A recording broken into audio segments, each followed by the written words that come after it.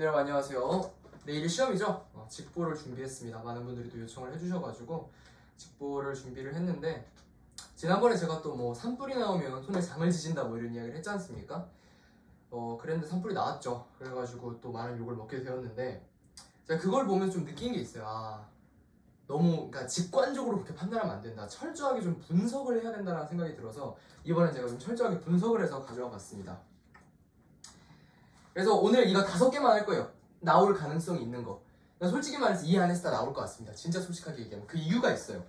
제가 이제 우리 학교 시험 출제하시는 국어 선생님께 들은 얘기인데, 이 시사 365에서 낼 만한 자료를 선정할 때 선정 기준이 있습니다. 일단 첫 번째로 정치적인 내용이 많이 포함되어 있으면 안 돼요. 왜냐면 그잖아요. 학교 시험 공정해야 되는데 막 정치적인 글이 잔뜩 반영되어 있는 그런 글을 선정할 수가 없기 때문에 일단 정치적으로 좀 중립되어 있는 글이어야 되고, 정보를 전달을 할 만한 글이어야 됩니다. 그리고 나서 또 뭐냐면 선생님이 이해를 할 수 있어야 돼요. 선생님이 이해하지 못할 정도로 어려운 내용을 다루고 있는 글은 출제될 수가 없습니다. 왜냐면 제대로 모르고 출제할 수 없으니까. 또 그것 때문에 뭐 그 선생님이 다시 공부할 수 없잖아요, 처음부터. 그리고 나서 또 너무 쉽거나 정보가 없어도 안 됩니다. 독서라는 과목 자체가 정보를 활용해서 문제를 푸는 거기 때문에 낼 만한 뭐 최소한 문제를 3문제 이상 낼 수 있을 정도의 글이 있어야 돼요. 해가지고 오늘 이렇게 그 요건들을 충족하는 것들을 이렇게 준비를 해봤습니다. 5개. 5개만 볼 거예요. 나머지는 안 볼 거예요. 보지 마세요. 나오면 그때 읽으세요. 시험 중에 그 모의고사 푼다고 생각하고. 그래도 안 늦습니다. 요 3가지 정도만 미리 알고 있어도 전혀 문제가 없으니까 요 3가지, 요 5가지 정도만 알고 있어도 요 5가지 위주로 한번 해보도록 할게요. 이 중에서 하나를 뽑아라. 그럼 무조건 1위인 이거. 베를린 필하모닉 사상천 여성지휘자 등장. 이거는 진짜 무조건 나올 것 같습니다. 개인적인 생각인데 무조건 나올 것 같아요. 왜냐하면 그럴 수밖에 없는 게, 천천히 가볼게요. 1번부터. 일단은 첫 번째로 이 글은 뭐 정치적인 요소 이런 거 전혀 없습니다. 거기에 플러스 완전 비문학이에요. 이건 진짜 완전 비문학이야. 그 20호 한번 펴볼게요. 이건 완전 비문학인 게, 오케스트라, 지금 1페이지 보면 오케스트라에 대한 설명이 나오거든요. 무슨 말인지 알죠? 오케스트라에 대한 설명이 1번에 나와요. 오케스트라는 그리스어 오르케스트라 이렇게 나온 말이다 하면서 오케스트라에 대한 설명이 쭉 나와가지고 이거는 완전 무조건 나올 확률이 만땅입니다. 이건 거의 완전 비문학이거든요. 한번 쭉 읽어보세요. 이게 사실상 첫 여성 지휘자 등장이 메인이 아니라 1번 앞 페이지는 완전히 그냥 오케스트라의 비문학 지문이에요. 비문학 음악 지문 이기 때문에 요거는 사실상 무조건 나온다고 저는 봅니다. 그래서 어떤 식으로 나올 거 같냐면, 사실 이제 이거 직보는 한 30분 내로 끝낼 거예요. 왜냐면 사실상 이게 말하는 걸 듣는 것보다 본인이 직접 읽어보는 게 더 효과가 있기 때문에 직보는 30분 안에 끝날 건데, 어떤 식으로 공부를 해야 되느냐, 요 있잖아요. 오케스트라 앞에 있는 내용. 이거를 굳이 뭐 손으로 막 정리하고 이럴 필요는 없는데 계속 읽으면서 뭘 생각해야 되냐면, 일단은 문단별로 끊어서 그거의 핵심 내용이 뭔지를 파악해보세요. 그 다음에 나라면 어떻게 출제할까 뭐 이런 것도 생각해보면 좋은데, 제가 생각했을 때는 무조건 내용연습 일지로 나올 겁니다. 되게 헷갈릴걸 그러면? 가령 윈드 오케스트라라고 부른다. 브라스 밴드는 금관악기와 목관악기로 구성되어 있다. 모두 고르시오가 맨날 나온다 그랬잖아요. 이 금관악기랑 타악기로 구성되어 있는데 이러면서 바로 모두 고르시오 나온다고. 그래서 이번 시험은 변별력 확보의 키가 모두 고르시오잖아요. 그러니까 무조건 여기서 내용일치 불일치로 겁나 꼬는 거예요. 막 복잡하게. 그러면 어떻게 돼? 혼란스럽죠? 다 틀린다고. 하나씩 못 봐서. 모두 고르시오니까. 그래서 굳이 모두 고르시오가 출제된다는 경향이랑 미뤄봤을 때, 이거 베를린 필하모닉 사상천 동양인 여성지휘자 등장해서 이 김은선 씨의 포커스를 맞춘 게 아니라 오케스트라의 구성과 관련된 이런 정보를 묻는 문제가 내용일치 불일치로 나올 것이다. 그러니까 이 앞에 나오는 이걸 엄청 열심히 공부해야 된다. 거의 뭐, 야, 너 오케스트라 설명해봐. 오케스트라를 설명해보겠습니다 하면 설명할 수 있을 정도로 남은 몇 시간 동안 공부를 해라. 이게 일단 킵니다. 20분 그렇게 정리하면 될 것 같고, 사실상 뭐 뒤에 나오는 내용은 되게 간단해요. 그냥 이 내용은 동어 반복이야. 그러니까 한마디로 그 여건이 안 됐다는 거예요. 여성 지휘자가 동양인 여성이 지휘자가 되기 어려운 환경에서 지휘자가 됐다, 그냥 그거 대단하다 뭐 이런 얘기 하는 거예요. 그래서 이거 뒤에 내용은 별게 아니고, 다시 한번 얘기하지만 앞에 있는 거, 이 교향곡이 어떻게 구성되어 있는지, 그리고 나서 교향곡이랑 심포니랑 오케스트라, 교향곡이랑 오케스트라 차이점 뭐냐, 이거 비교하는 문제도 충분히 출제될 수 있고. 그러니까 앞에 있는 내용은 완전 노다지 진짜. 문제 한 10문제는 낼 수 있어요 여기서. 이건 이제 완전 노다지니까 진짜 열심히 공부해야 됩니다. 요거 일단 하나 킵. 이거 제일 중요해요. 그래서 이게 나온다면 되게 어려울걸? 제가 이번에 뭐 문제 출제할 시간이 없어서 안 냈지만 예상 문제를 지난번에 냈었는데, 이거 내면 되게 어렵게 낼 수 있어요. 그래서 1번 일단 이거 무조건 봐야 되고요. 베를린 필하모닉사 상천지와 동행선 지자 증자. 뒤에 봅시다. 달러는 영원할까? 달러는 영원할까는 뭐냐면 달러 패권은 무너질 것인가 이런 거 있는데 얘는 경제학적인 지식이 있어야 되는 문제잖아요. 그러니까 이건 뭘 봐야 되냐면 왜 달러 패권이 무너지는지에 포커스를 맞춰서 보면 돼요. 18호. 달러는 영원할까? 왜 달러 패권이 무너지지? 이런 거. 그래서 지금 왜 달러가 위기일까? 이런 것도 생각해 봐야 되고 또 기축통화가 무엇인지도 생각을 해봐야 되고 하여튼 이거는 얘도 마찬가지. 앞에랑 똑같아요. 내용 일치불일치로 나올 겁니다. 그래서 18호를 잘 보면 되겠고 사실 제가 지금 여기서 정리해주는 건 의미가 없어요. 저희 한 차례 수업을 다 했기 때문에. 그래서 여기서 나올 것이다. 여기서 핵심은 사실상 달러가 기존에 가지고 있던 꿰차고 있던 여러 요건들이 있었어요. 뭐 산유국에서 달러로 결제를 했다든지 뭐 이런 결제망 혹은 외환 보유에 있어서 달러가 가지는 위상 이런 것들이 있는데 그런 것들을 이렇게 잘 봐야 됩니다. 해가지고 어쨌든 요거 시험에 무조건 나올 것이다. 2위니까 요건 무조건 봐야 됩니다. 다른 영어랄까.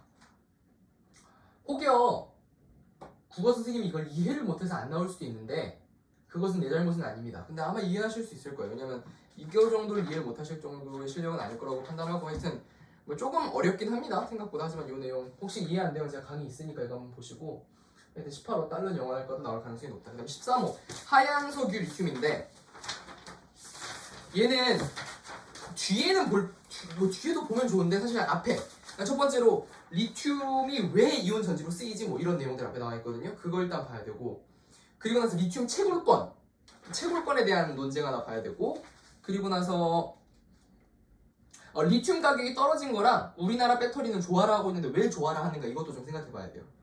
그 다음에 철강 포스코는 왜 아르헨티나 호수를 샀는지 이런 것도 한번 쓱 보면 되고 뭐 그렇게 정리하면 되겠어요. 근데 리튬 얘도 내용 일치불일치로 나올 거다 라는 거. 다음 보자. 일단 그 다음에 제가 4위로 고른 게 끝나지 않는 전쟁, 뭐 기억해야 할 미래 이렇게 올렸는데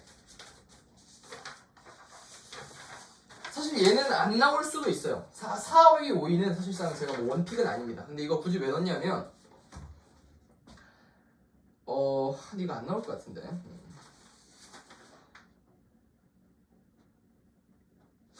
사실 근데 이건 왜 헷갈리는 거냐면 사실 4위를 고른 건 그거 이유 하나예요. 이 학살을 자행한 게 북한군이 아니라는 게 핵심인 거예요. 헷갈리잖아요. 이거 학살을 자행한 사람은 대한민국군입니다. 대한민국군이 대한민국군을 학살한 사건이라는 게 핵심이거든요. 그래서 이건 그 쟁점 때문에 나올 수 있을 거라고 판단을 한 거고 얘도 그냥 한번 쓱 읽어보면 됩니다. 뭐 사실 뭐 공부법을 뭐 알려줄 수는 없고 그냥 쓱 한번 읽어보고 핵심은 그거다. 대한민국 군인이 대한민국 이 좌익 인사를 학살한 사건이다라는 내용으로 다루면 되겠습니다. 또 더 이상 달지 않고 쓰다 슈거플레이션 15호 같은 경우는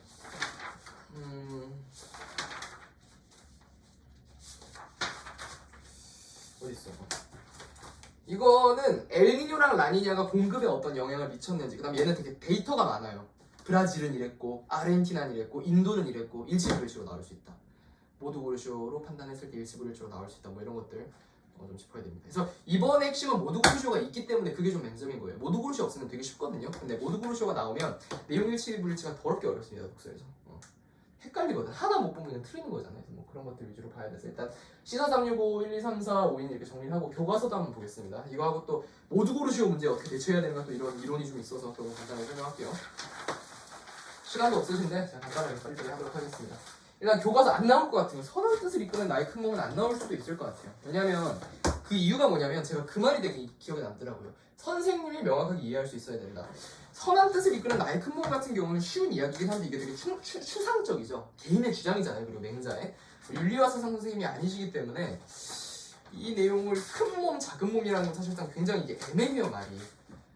사실 뭐 큰 몸이 바로 서면 작은 몸이 따라간다 뭐 이런 내용으로 여러 문제를 낼 수가 없을 것 같아요.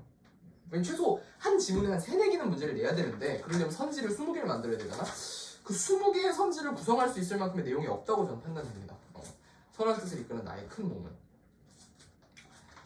왜냐하면 이게 일단 큰 몸이랑 작은 몸, 또 감각기관이랑 마음, 또 마음이라는 거를 좀 이해하기가 쉽지 않고 어쨌든 선한 뜻을 이끄는 나의 큰 몸 같은 경우는 물론 나올 수도 있어요. 안 나올 거란 확실은 없지만 그래도 일단은 가능하면 제가 생각했을 때 세상과 입체파랑 밀리미터파가 바꾸는 세상을 먼저 공부하세요. 그걸 확실하게 됐다. 난 이거 설명할 수 있다.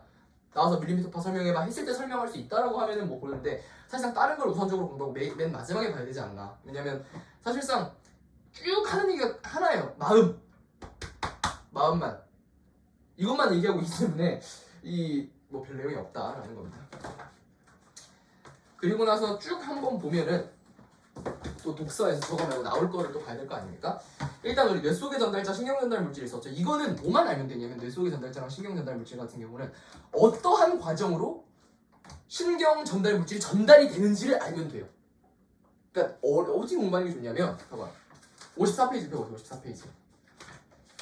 54페이지에서 56페이지. 56페이지면 그림 있죠. 이걸 여러분이 직접 그릴 수 있어야 돼.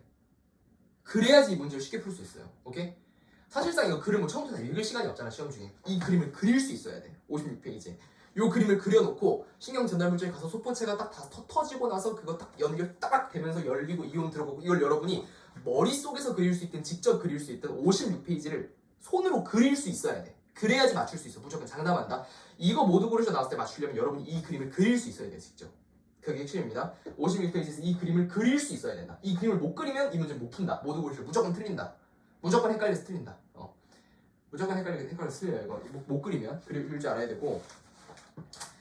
그리고 나서 감시와 역감시의 역사 페노티콘에서 72페이지인데 이거 같은 경우는 그걸 생각하면 돼. 도대체 이 페노티콘이랑 일단 1번 페노티콘을 왜 갖고 왔어? 굳이 이거 사실 페노티콘 설명하는 글이 아니에요. 전체적으로 봤을 때 이 페노티콘에서 미셸 푸코의 이런 그 페노티콘, 그 다음 전자 페노티콘, 그러니까 미셸 푸코의 감시, 그 다음 전자 페노티콘, 이 연결되는 흐름을 좀 파악하는 게 중요한 거고, 얘는 그것보다 키가 뭐냐? 이 글의 단원이 비판적 읽기예요. 비판적 읽기에서의 핵심은 뭐냐? 공정성, 타당성 이 두 가지입니다. 반드시 기억해야 돼요. 공정성이랑 타당성 두 가지인데 이 공정성이라는 건 뭐냐면 한쪽에 치우치지 않고 글을 썼냐요. 그런 면에서 내가 정치적인 글이 나올 수가 없다고 하는 거예요. 왜냐면 솔직히 전 이 글 대부분 누가 쓰셨는지 압니다. 이름을 밝힐 수는 없지만 그 땡땡땡 선생님이 쓰셨는데 그 선생님은 상당한 이쪽 성향을 갖고 계신 분이에요. 그렇다 보니까 어때요? 이런 걸 해도 막 안 좋은 말 쓴단 말이에요. 그거 어때요? 공정성이 떨어지는 거죠. 그래서 공정성과 타당성이 반드시 갖춰져 있어요. 타당성이라고 썼네. 타당성은 뭐 다친 겁니다. 타당성이 반드시 갖춰져야 되는 글인데 과연 특정 부분이 공정성, 타당성 측면에서 맞는지를 판단하는 게 1번이고 두 번째 뭐냐면 고난도 문제인데 다음 시선에서 비판했을 때 이게 공정성을 문제로 비판한 것인지 타당성을 문제로 비판한 것인지를 여러분이 판단할 줄 알아야 돼요. 가령 예를 들어서 잡수 있는데 잠깐만요.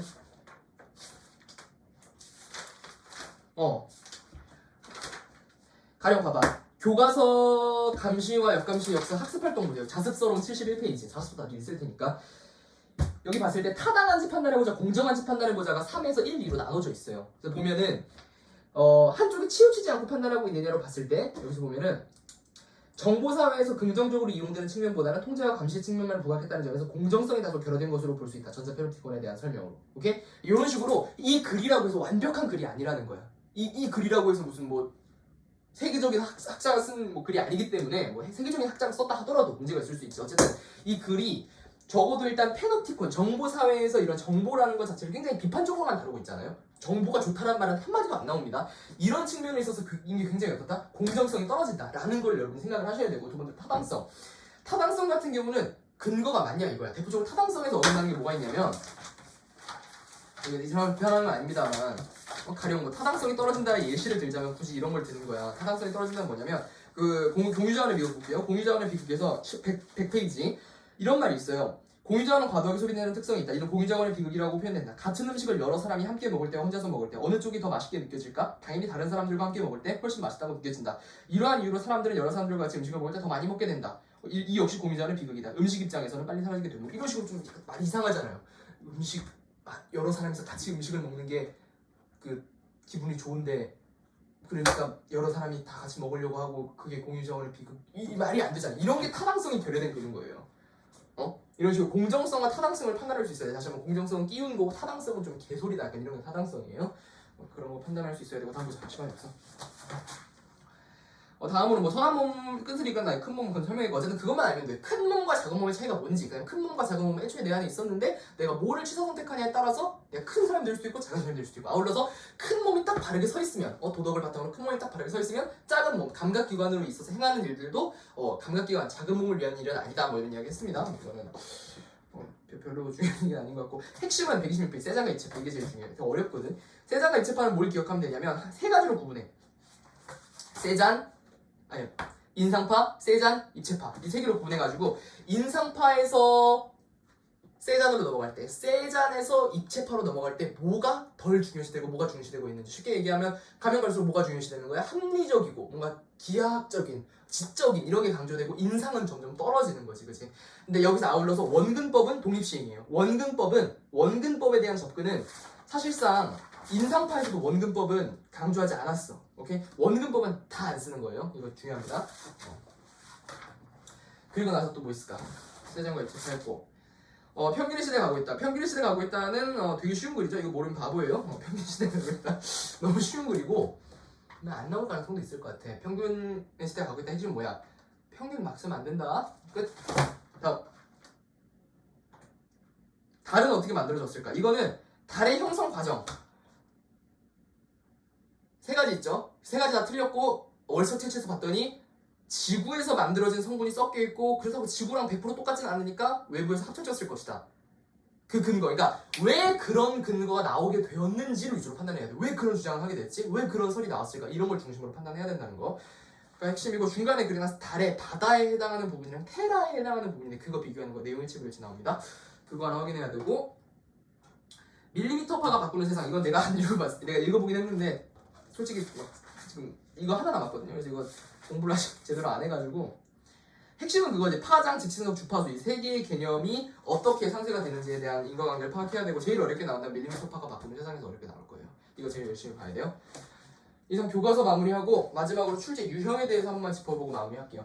뭘 도대체 공부를 해야 되는가. 일단은 모두 고르시오는 있잖아. 무조건 검토를 해야 돼요. 이건 분명한 이야기야. 검토를 하면 모두 고르시오를 최소한 내가 10개 틀릴 거 7개는 더 맞출 수 있어요. 진짜. 이건 왜냐면 사람의 어쩔 수 없는 그런 내추럴한 특징이에요. 왜냐? 사람은 실수를 하게 돼요. 응? 안 보여. 글귀 같은 게 잘. 이게 보통 독서 문제 틀릴 때 어떻게 하나를 바꿔놓지. 하나의 뭔가를 추가시켜 놓는다든지 이렇게 바꿔놓는데 그 하나가 삐끗 하는 걸 못 본다고. 모두 고르시오. 그게 모두 고르시오가 어려운 이유예요. 일례로 1학년 때 오모 선생님께서 내신 뭐 영어 모두 고르시오 문제 이런 거 보면은 밑줄을 길게 쳐놓으니까 안 보인다고. 설사 내가 영어 엄청 잘해. 예를 들어서 내가 뭐 영문학 박사야. 그렇다 하더라도 못 보면 틀리는 거잖아. 그런 거랑 마찬가지 논리예요. 국어도. 그러니까 반드시 어떻게 해야 봐봐. 이렇게 하는 거 봐봐. 1번, 2번, 3번, 4번에서 이런 방법을 쓰세요. 옳은 걸 모두 골라. 왜냐면 내가 왜 이런 걸 쓰라고 하냐면 제일 좋은 거는 30분 만에 풀고 20분 만에 검토하고 이러는 건데 그런 게 쉽지 않잖아요. 그래서 또 너무 빨리 푸는 거에 매몰되다 보면은 문제를 더 못 풀 수가 있어요. 그렇기 때문에 뭐 그렇게 하라고 하지 않고 봐봐. 옳은 것을 모두 고르라고 했잖아. 예를 들어서 그럼 글이 있을 거 아니야. 자, 예를 들어서 내가 옳은 거 1번, 2번, 4번이 정답인 것 같아. 예를 들어서 그럼 봐봐요. 결과적으로 이게 옳다고 했으면 얘네 두 개는 틀렸다는 얘기지. 근데 바보같이 일단 봐봐. 첫 번째 틀렸다는 거에 동그라미 쳐놔. 이 부분 틀렸어요. 동그라미를 반드시 쳐놓으세요. 그리고 나는 추천하는 게 가능하면 색깔펜을 가져갔으면 좋겠어. 빨간 펜 같은 거를 하나 따로 준비해가지고 어차피 펜 쓰는 거 뭐라 안 하잖아요. 수능장 아니니까 틀렸다는 거에 보이게 동그라미를 빨리빨리 치세요. 빨간 펜으로 푸는 것도 나쁘지 않아. 흑색이랑 빨간 펜을 혼용해 쓰던지. 틀렸네? 바로 표시하는 거야. 두 개 틀렸어 무조건. 이렇게 표시해놓고 1, 2, 4번을 눈으로 빠르게 한 번만 읽어봐. 그게 일단 1번 방법이야. 이렇게 하는 게 좋은데 이렇게 하는 게 시간이 오래 걸린다. 그럼 무슨 방법이 있냐면 검토를 안 하고 싶다. 무조건 내가 틀렸다고 하는 부분인데 옳았다고 하는 부분인데 본문에서 대응을 시키세요. 그러려면 지금 무슨 연습을 해야 돼? 글을 열심히 읽어서 글의 구조가 머리 안에 빠삭하게 있어야 돼. 문제 봤어. 예를 들어서 주파수랑 진동수 이거에 비교하는 문제 나왔어. 바로 문단 가가지고 확인해서 대응시켜서 확인. 하나만 고르세요는 이렇게 할 필요 없어. 모두 고르시오가 아마 지금 20문제 정도 객관식이 나온다고 하면 10문제가 모두 고르시오일 거거든요. 3개서 아니니까 30문제씩 안 되겠죠? 무조건 대응을 시켜야 된다. 그래서 모두 고르시오 문제는 가능하면 지문이랑 1대1 대응을 시켜서 봐라. 그러면 틀릴 것을 훨씬 줄일 수 있다. 대신 그렇게 하면 시간은 부족할 거예요. 그렇게 하면 시간은 부족할 거니까 최대한 신속하게 움직여야 된다. 그 다음 국어라고 느긋하게 읽을 생각하지 마요. 모두고로 시어 나오고 서술형 아마 한 5문제 정도 나올 것 같은데 시간 굉장히 빡빡할 겁니다. 시간 굉장히 빡빡할 거니까 굉장히 여러분 신경 쓰셔야 돼요. 시간 관리가 이번에 또 중요할 거다. 여러분 수학만 시간 관리 생각하고 나머지 시간 관리 잘 생각 안 하잖아요. 국어도 말릴 가능성이 있어요. 말리면 답이 없거든. 모두고시로 다 틀립니다. 말리면 절대 말리지 않게 최소한 객관식 서술형 제외하고 객관식만 30분 안에 다 푼다고 생각하셔야 돼요. 오케이? 마지막으로 이거는 진짜 비장의 하나 어휘 나올 것 같습니다. 내 강의 들은 사람들은 한 문제라도 맞췄으면 좋겠어. 어휘 나온 것 같아요. 어휘 나올 것 같아요. 왜? 또 이력이 있으시죠? 문학 때문에 어휘 내신 이력이 있으신데 그걸 떠나서 여기에 나오는 어휘들이 좀 어려운 어휘들이 많아. 뭐 과학적인 어휘는 안 낼 거예요. 그냥 미치는 사람이지. 뭐 글루탐산이 알파 아미노산의 하나, 식물성 단백질 이런 거 내면은 그거는 좀 안 되는 거고 과학 지문에서 이런 복잡한 과학의 어휘를 묻는다는 게 아니라 그게 국어적인 어휘 있죠. 항상성이라든지 항상성 좀 과학이랑 가깝나? 가령 뭐 근데 뭐 오토레버가 뭐 하는 사람이냐 뭐 사회 문제니까 그런 건 아니겠지만 최소 미혹 무언가에 홀려 정신을 차리지 못한 이런 것을 뭐 다른 의미로 바꿔놓는다든지 해서 뭐 어휘 같은 거 탐닉 어떤 일을 즐겨서 몹시 거기에 빠진 이런 식으로 어휘도 한번 챙기시라. 추천하는 건 어차피 교과서 버릴 거잖아요. 뭐 교과서 물려줄 거예요? 교과서 어휘 부분 다 오려가세요. 교과서 어휘 부분을 다 오려가 잘라 싹둑싹둑싹둑 교과서 어휘 부분 이거 박스 있잖아요. 이거 다 잘라요 가위로. 나 자를 거야 좀 이따가 가위로 다 잘라가지고 스테이플러만 딱 찍어서 뭔가 어휘집처럼 만들어서 시험 시작하기 10분 전 있죠. 그 틈 혹은 조회 시간 이럴 때 계속 보세요. 머리에 박는 거야. 혹시라도 나왔을 때 맞춰야 되니까 머리에 박는 거야. 오케이? 그렇게 먹었어요. 왜냐면 시험 10분 전에 뭔가 글을 읽는다고 해가지고 이게 머리에 들어오지 않아요, 여러분. 여러분이 무슨 뭐 저기 폰 노예만이 아니기 때문에 이거 본다고 해서 다 뭐 커피 되는 것도 아니고 그러니까 무조건 시험 직전에는 어휘를 봐라. 어휘 문제가 출제될 가능성이 다분하다. 뭐 그거 좀 얘기하겠습니다. 오늘 10번 여기서 마치고요. 모두 좋은 결과 있었으면 좋겠습니다. 그리고 진짜 멘탈 관리가 중요한 시험인 것 같아요. 되게 힘들 겁니다. 시험 자체가. 되게 힘들 거고 여러분이 상상하는 것 이상으로 어려울 수도 있어요. 네, 이런 거 여러 가지 다 고려해가지고 성공적으로 시험을 마무리했으면 좋겠습니다. 이상 시사 365를 약 12호에 걸쳐서 연재했던 김세중이었습니다. 참고로 페르소나 논그라타는 왜 강의 없어요 이런 거 있는데 이거 안 나와요. 이거 딱 봐도 뭐 상하이는 쌍욕하는 건 이런 거 되겠어요. 또 이랬다가 또 안 하면 손가락을 장아지셔야 되잖아. 나올 수도 있습니다만 솔직히 진짜 희박하지 않을까? 그냥 뭐 이재명 얘기가 5번이나 나와요. 그 다음에 이거 무슨 뭐 마지막에 결과적으로 상하이는 욕하는 거거든. 이게 글 내용이 전체적으로 마지막에 뭐라고 나와요? 양궁 봐봐. 감정 충돌을 예방하는 것이 양궁 모두에 이롭다는 사실은 식대사가 성찰하길 바란다. 이건 식대사를 욕하는 글이죠. 쉽게 말하면 야 너 왜 그래 임마 이런 식으로 얘기하는 건데 이런 거를 시험에 내기는 좀 어렵지 않을까라는 생각에서 그냥 안 올렸습니다. 까먹은 것도 있고. 이상 마무리하도록 하겠습니다. 감사합니다.